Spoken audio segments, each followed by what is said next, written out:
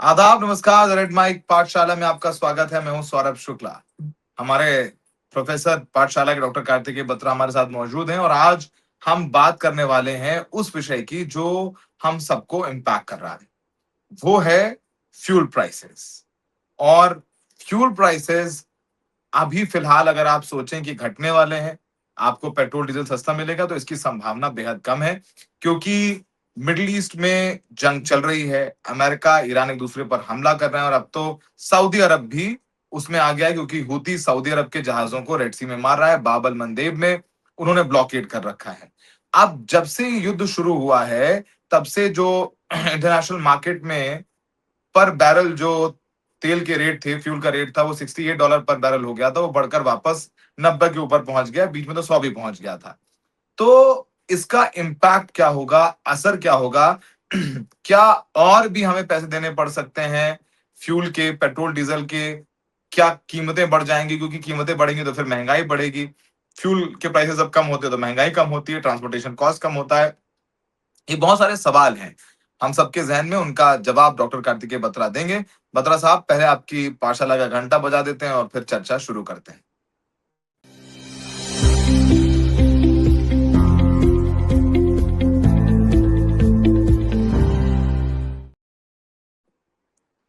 बत्रा साहब, बहुत डर भी लग रहा है, घबराहट भी हो रही है, क्योंकि युद्ध तो बंद होने का, खत्म होने का नाम नहीं ले रहा है।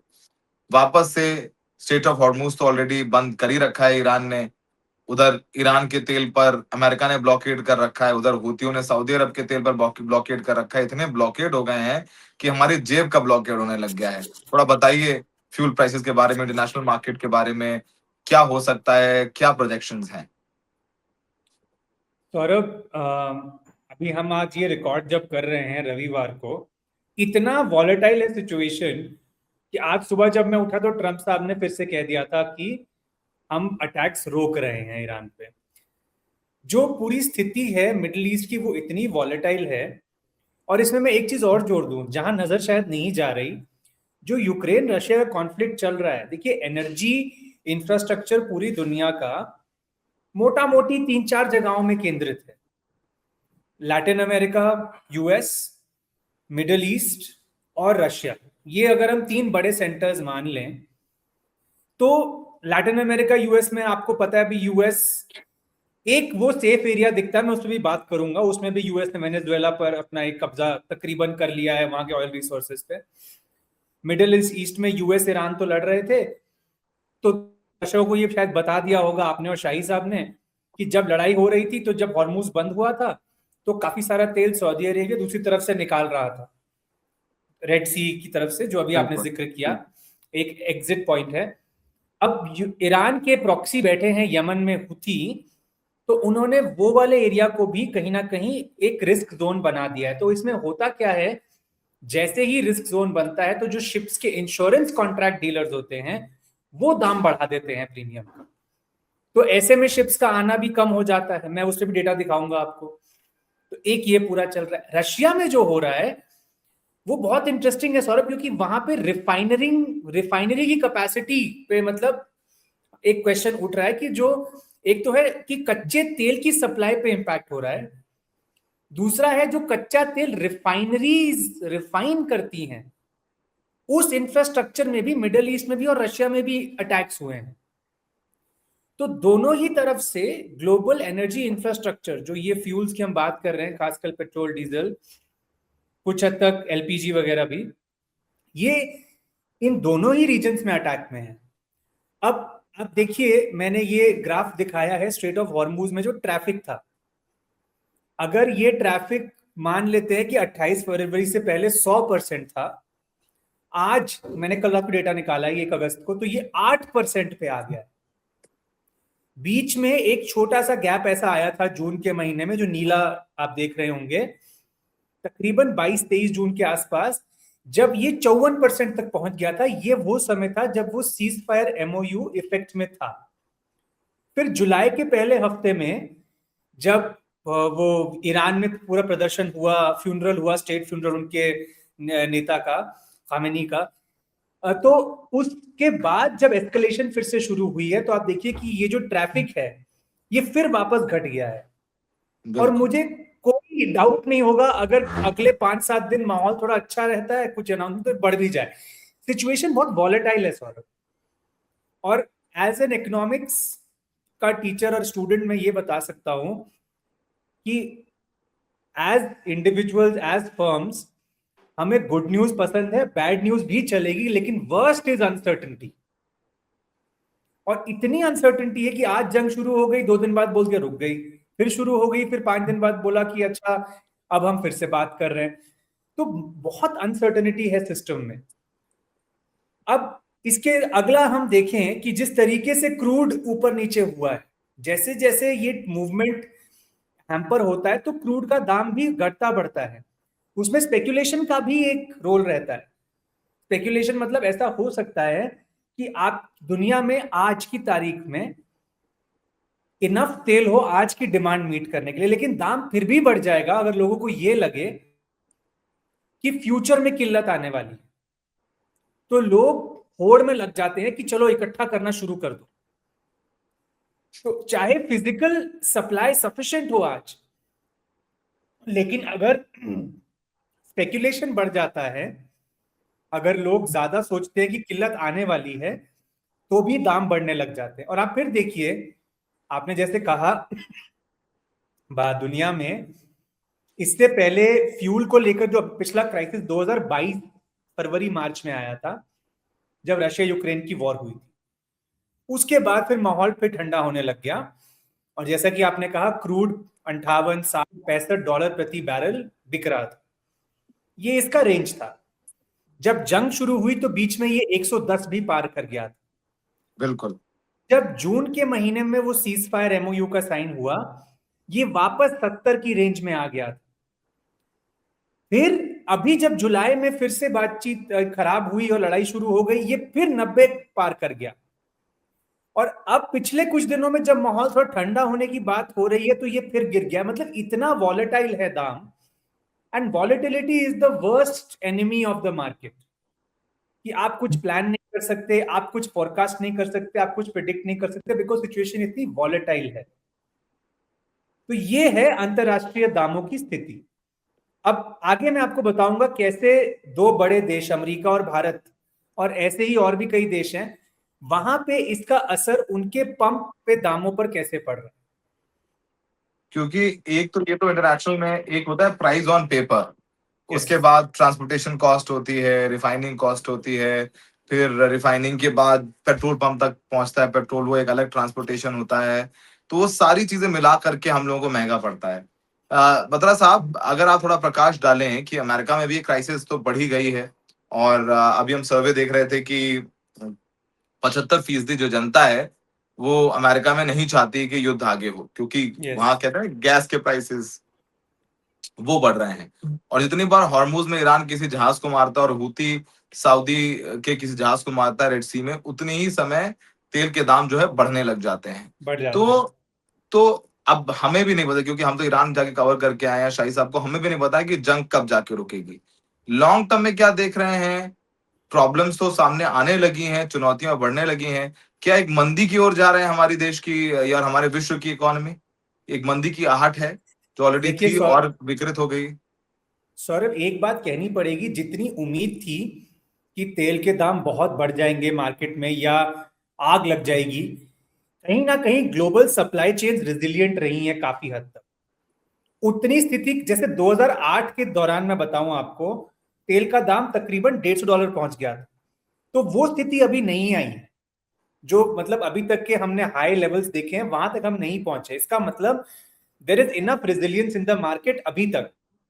मैंने आपको उसका एक कारण भी बताया कि सऊदी अपने काफी हद तक जो तेल वो हॉर्मुज से नहीं भेज पा रहा था, वो दूसरे छोर से निकाल रहा था, जहां पर अब यमन से हुतीज का थ्रेट आने लग गया है। तो इससे भी फर्क पड़ेगा। प्लस यूएस ने सैंक्शन रशियन ऑयल को भी कहीं ना कहीं अलाउ कर दिया कि भारत आप खरीद लो। यूएस और वेनेजुएला जैसे देशों में आउटपुट बढ़ा। मैं आपको एक मजे की बात बताऊं सौरभ, आज जब हम ये बात कर रहे हैं, ईरान की स्थिति जैसी है, अमेरिका की स्थिति जैसी है, मिडिल ईस्ट में जॉर्डन, कुवैत, बहरीन, सऊदी, सब सब पे असर पड़ रहा है। शेवरॉन और एक्सॉन, दो यूएस की तेल कंपनियों ने बहुत बड़ा मुनाफा रिकॉर्ड किया है पिछले क्वार्टर में। क्योंकि मतलब अमेरिका, आप, क्योंकि ट्रम्प सबसे कह रहे थे कि आप अमेरिका से तेल खरीदो, और अमेरिका से बिल्कुल, मैं कुछ आपको देश, एग्जैक्ट कुछ मुल्क बताऊं, खरीद ही रहे थे। एक्सॉन मोबिल ने प्रॉफिट डबल किया है, और शेवरॉन का पिछले साल के कंपैरिजन में इस क्वार्टर में 5 गुना प्रॉफिट आया है। और ये बड़ी कंपनी तेल की क्यों कमा रही है पैसा?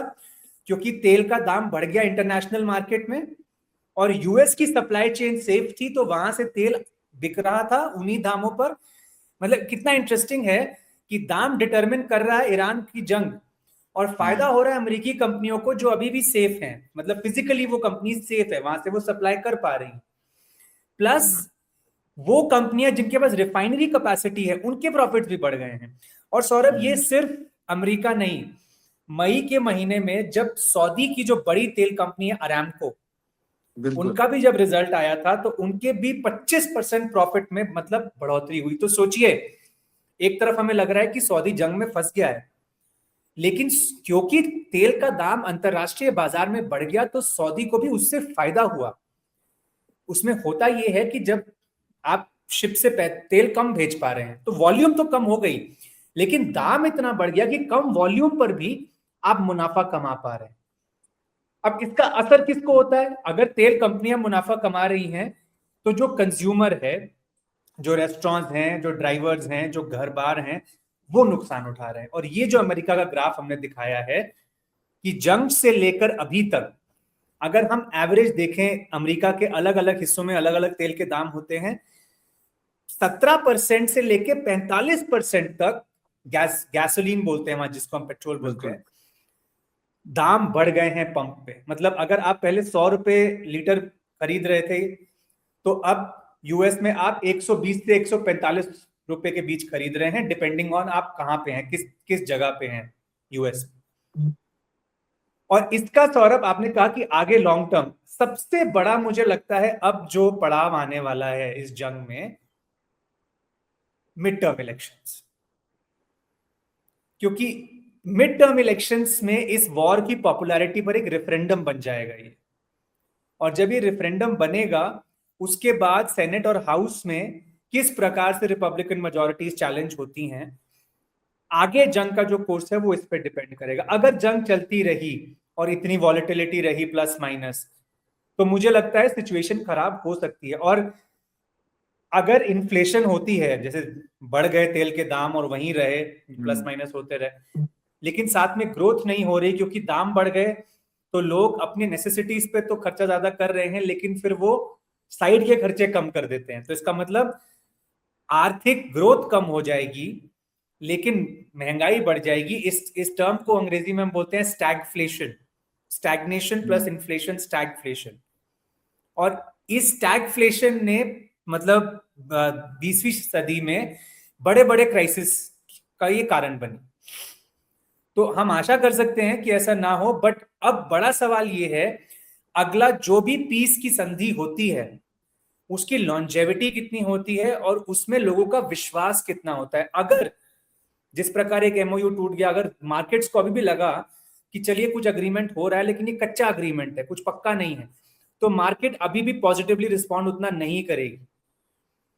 हॉर्मूज में ट्रैफिक कब स्टेबलाइज होता है, तो ये सारे इंडिकेटर्स को आपको देखना पड़ेगा। और मेजरली मुझे लगता है जो मिड टर्म्स है वो एक बहुत इंपॉर्टेंट इवेंट होगा। देखिए, ट्रम्प साहब ने तो कह दिया कि मुझे मिड टर्म्स की कोई परवाह नहीं है। अब तो वो भी कह रहे हैं कि वैसे कि वहां तो नियम है कि 2 बार से ज्यादा राष्ट्रपति रह नहीं सकते हैं। करेक्ट। वो कह रहे हैं मैं आगे भी रहूंगा। तो ट्रम्प साहब तो अपने आप को भगवान से कम नहीं समझते हैं, वो कुछ भी कह सकते हैं, कुछ भी कर सकते हैं। बत्रा साहब, हॉर्मूज में युद्ध से पहले लगभग 130 से 140 जहाज गुजरते थे, जो अब कम होकर 8 से 10 हो गए हैं। लेकिन सबसे बड़ी चुनौती इस बात की भी है बत्रा साहब कि हॉर्मूज से ये जहाज ईरान कह रहा है हम हमारे रूट से निकालिए, हम आपको निकलवा रहे हैं, अभी हम टोल नहीं वसूल रहे हैं, हम देखें आगे क्या करेंगे।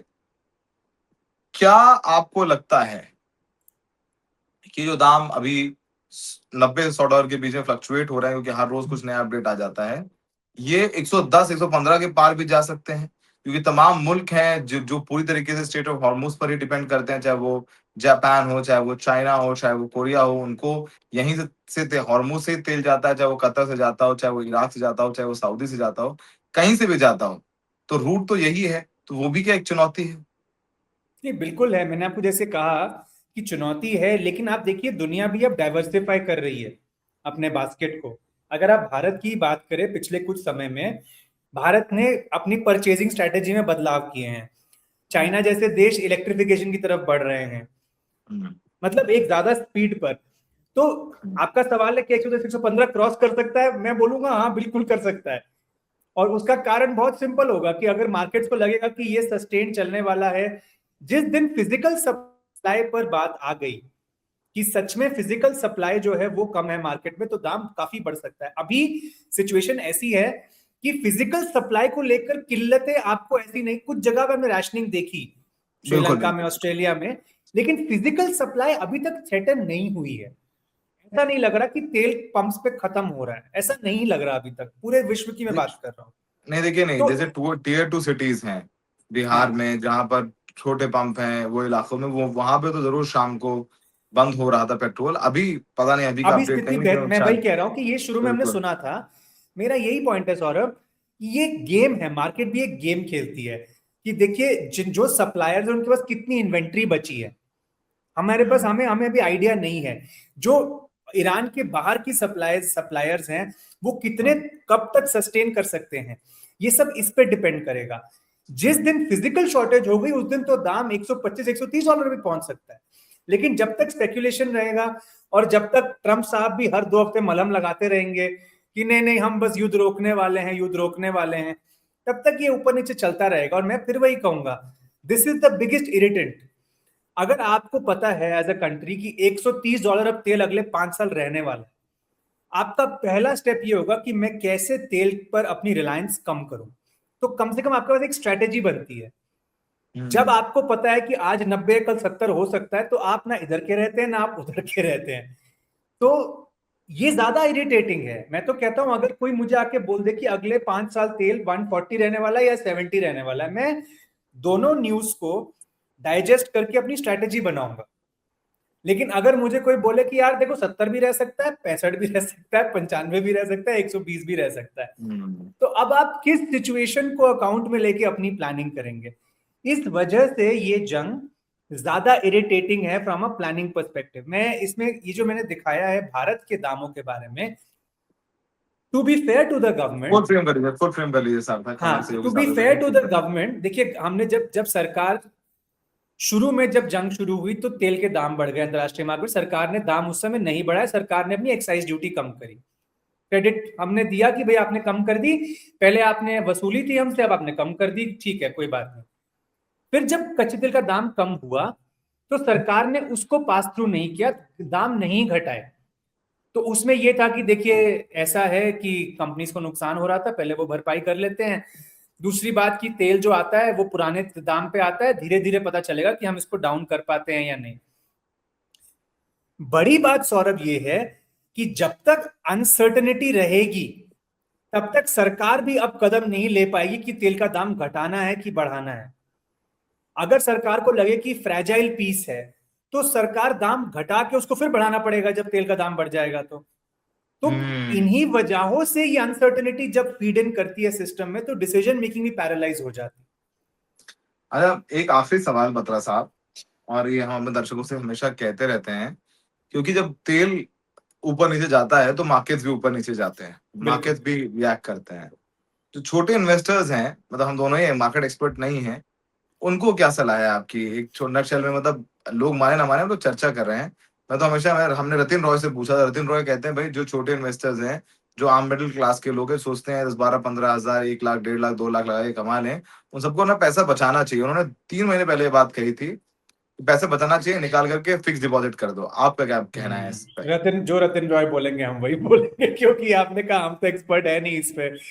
बट मैं बस फिर ये भी बोलूंगा, फिर भी क्योंकि इस समय स्टेबिलिटी एक माहौल, चीज है, जैसा आपने कहा ना कि आपको भले ही अगर 170 या 150 में होने वाला है, लेकिन आपको पता है कि इतने दिन तक है, और यहाँ ये सिल्वर लाइनिंग है, तो वो क्लैरिटी मैं बहुत ही ठीक है। वेग सी एक बात बोलूंगा, तो आपको दर्शक बोलेंगे कि मुझे पता नहीं है। मैं बहुत वेग सी बात बोलूंगा जो इकोनॉमिक प्रिंसिपल्स पे बेस्ड है।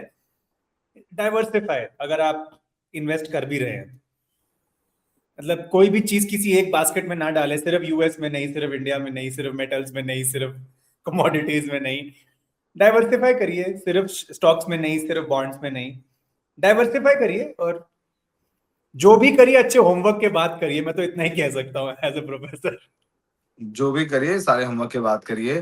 तो ये द रेड माइक पाठशाला का विशेष एपिसोड पेट्रोल डीजल प्राइसेस पे लेकर के आए हम लोग। तो जैसे हमारी जानकारी के मुताबिक अगर जो अभी हमारी जो तेल कंपनी है उन्होंने कई सालों साल हमसे बहुत फायदा उठाया है, क्योंकि इंटरनेशनल मार्केट में जो दाम थे वो 70 के नीचे तक चले गए थे, उसका लाभ हमें मिला नहीं। तो अभी 85 से $86 पर बैरल अगर होता है तो हमारे देश की ऑयल कंपनी को कोई दिक्कत नहीं। उससे ज्यादा अगर तेल है तो जरूर घाटा हो रहा है। तो हो सकता है कि आने वाले दिनों में थोड़ा बहुत पैसा जो है तेल के दामों में आपको ज्यादा देना पड़े, पर वो उसकी संभावना है। ऐसा होने जा रहा है, हम ऐसा नहीं कह रहे, हमारा आकलन है। तो द रेड माइक पाठशाला में बहुत बहुत शुक्रिया, और द रेड माइक पर खबरों का सिलसिला जारी रहे।